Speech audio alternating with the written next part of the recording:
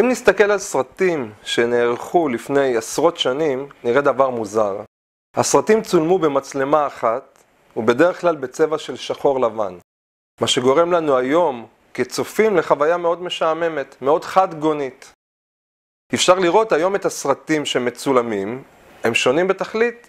הרבה מאוד זוויות צילום, הרבה מאוד צבעים, הרבה מאוד אפקטים, מה שמעשיר את החוויה שלנו כצופים וגורם לנו ליהנות הרבה יותר.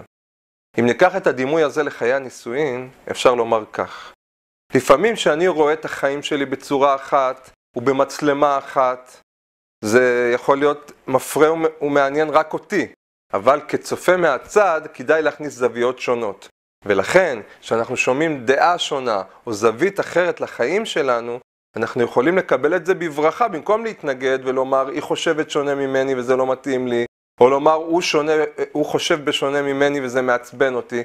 צריך לנצל את כל הזוויות החשיבה, את כל זוויות הראייה, וביחד לבנות סרט מעניין הרבה יותר, צבעוני הרבה יותר, ומפתח הרבה יותר את כל בני הבית.